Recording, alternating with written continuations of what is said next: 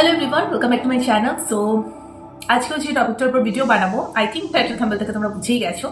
So তোমরা তোমাদের রিকোয়েস্টগুলো আমাকে কমেন্ট বক্সে কমেন্ট করতে পারো এবং আমারও যেসব টপিকের উপর মনে হবে ভিডিও করে দেওয়া উচিত আমি তার উপরে ডেফিনেটলি ভিডিও করে দেবো। সো আজকের টপিকটা হচ্ছে কৃতজ্ঞতা জানানো।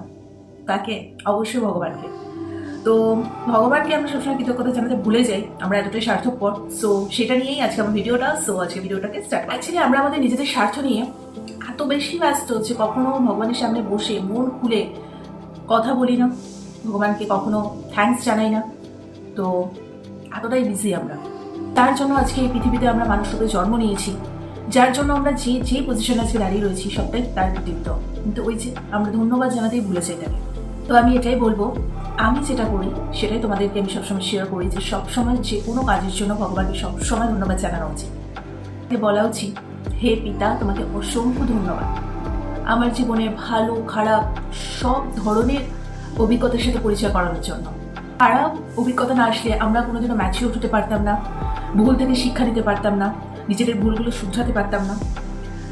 তাই সবসময় ভগবানকে এটাই বলা উচিত, তোমাকে অনেক ধন্যবাদ পিতা, আমার মনে নেগেটিভ চিন্তাভাবনা দূর করে পজিটিভ চিন্তাভাবনা প্রতিনিয়ত নিয়ে আসার জন্য, আর সবসময় পজিটিভ যে কোনো কাজে হেল্প করার জন্য, সাহায্য করার জন্য। সবসময় এই কারণগুলোর জন্য ভগবানের কাছে ধন্যবাদ জানানো উচিত।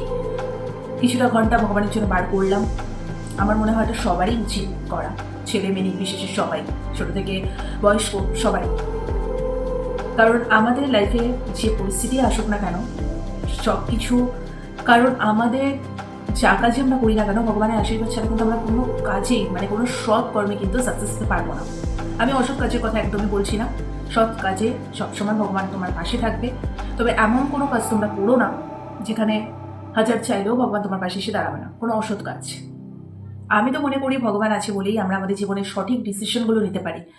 কেননা অনেক সময় হয় আমরা ভুল পথে চলে যাই, আবার উনি ঠিক আমাদেরকে সেই ভুল পথ থেকে টেনে নিয়ে এসে সঠিক জায়গা দিয়ে নিয়ে যেতে হেল্প করে। আমি তো ভীষণ ভগবান মানি এবং প্রত্যেকটা ভিডিওতেই আমি সবসময় ভগবান শ্রীকৃষ্ণদেবের নাম জপ তোমাদেরকে করতে বলি। নাম জপের পাওয়ারটাই হচ্ছে আলাদা। কলিযুগে এখন সকলের তো এই যাগযজ্ঞ করা প্রতিনিয়ত সম্ভব হয় না, পুজো আচ্ছা বা স্পেশাল কোনো অকেশন ছাড়া আমি যাগযজ্ঞটা করতেও পারি না। তাহলে 30 মিনিট 1 ঘন্টা 1.5 ঘন্টা একটু বার করে ভগবানের নাম জপ করতে ক্ষতি কি? নাম জপ করলে সমস্ত কিছু ভালো হবে এবং মন পজিটিভিটিতে ভরে যাবে।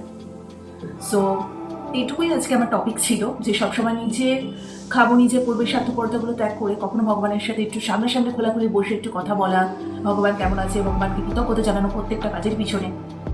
আমি এটা প্রত্যেকটা ভিডিওতেই বলে থাকি, আজকে আমরা যেই জায়গাতেই রয়েছি না কেন সবটাই কিন্তু ঈশ্বরের আশীর্বাদে। উনি চাইলে কিন্তু ধনী ব্যক্তিকেও পথের ভিখারি বানিয়ে দিতে পারে। কখনো ওভার কনফিডেন্স কোনো বিষয় হওয়া উচিত না, বা এই বিষয়গুলো নিয়ে নিজের মধ্যে অহংকার করা উচিত না, যে আমি আজকে এই ফ্ল্যাটটা বানিয়েছি, আমি আজকে এই গাড়ি কিনেছি। কোনোটাই তোমার কোনো নেই, একমাত্র ভগবান চেয়েছে বলেই তোমার কাছে সেই সামর্থ্য জোগাড় করে দিয়েছে। নিশ্চয়ই তুমি কোনো ভালো কাজ করেছো তাই।